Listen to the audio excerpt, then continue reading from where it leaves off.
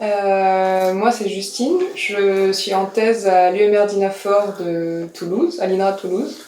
Et j'ai commencé en octobre 2018, donc il y a un peu plus de 6 mois, ma thèse.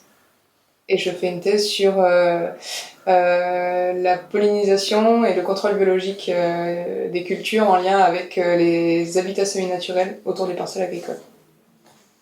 Et je suis Émilie Andrieux, une des 3 encadrantes de la thèse de Justine. Je travaille aussi à DINAFOR. Je suis chargée de recherche en écologie du paysage. Je m'intéresse principalement à la place des arbres dans les paysages agricoles.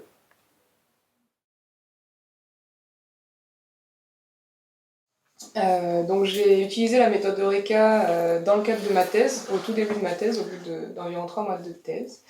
Et en fait, on a décidé d'appliquer cette méthode sur ma thèse parce qu'on la mettait déjà en place au niveau de l'UMR et on voulait tester, voir ce que ça donnait de l'appliquer à une thèse.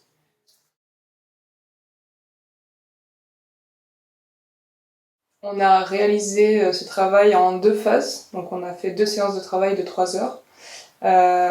Pendant lesquelles on a décrit toutes les activités liées à ma thèse et à chaque fois en regardant les 3 phases pour toutes ces activités, donc la phase de montage et conception des activités, la réalisation et puis la valorisation des activités liées à la thèse, en essayant d'aller à chaque fois au maximum dans les détails, dans tous les détails en fait des activités de la thèse.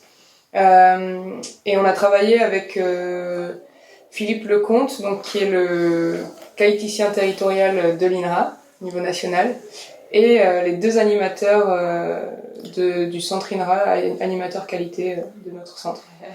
Donc Justine est encadrée par 3 chercheuses, mais comme la méthode est quand même assez consommatrice de temps, on a choisi qu'une seule des encadrantes serait présente aux 2 séances. On s'était mis d'accord avant sur les différents points de la thèse. Donc pour moi, l'intérêt de cette démarche, ça a été d'avoir, dès le début de ma thèse, une vision globale de toutes les activités que j'allais avoir durant ma thèse, et de prendre le temps d'y réfléchir, et de vraiment rentrer dans les détails, en fait, pour anticiper tout ce qui allait se passer pendant ma thèse et essayer de comprendre à l'avance tous les risques et les opportunités en fait qui étaient liées à ces activités-là. Donc l'intérêt, c'est vraiment cette phase de réflexion anticipée. Alors, notre intérêt, c'est d'avoir une phase de travail dédiée à ces questions-là, parce que d'habitude, c'est des questions qu'on peut discuter avec l'étudiant aux différentes réunions progressives de début de thèse.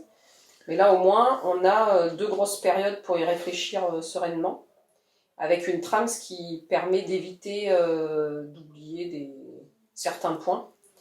Et comme ça simplifie quand même beaucoup ce travail-là.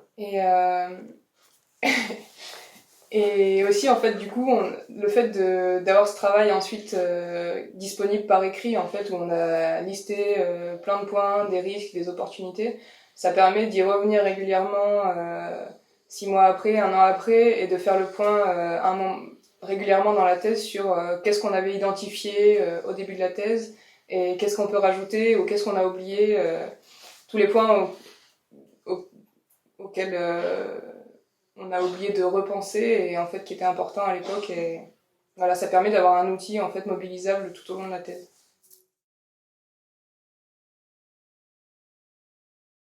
D'après moi, les freins liés à la méthode Eureka, c'est que ça prend un petit peu de temps quand même, donc il faut, là on a eu 2 séances de 3 heures, donc il faut accepter de prendre ce temps pour réfléchir à la thèse et au projet, aux activités.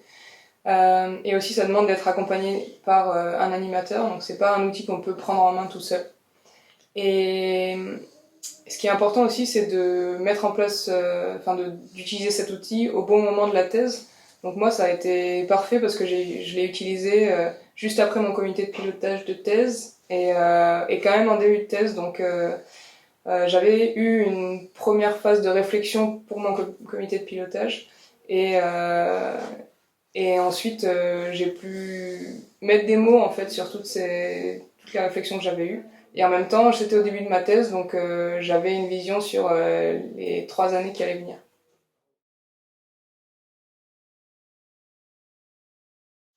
Donc, à l'échelle du laboratoire, on a décidé de systématiser l'utilisation d'Eureka en début de thèse, pour chaque thèse.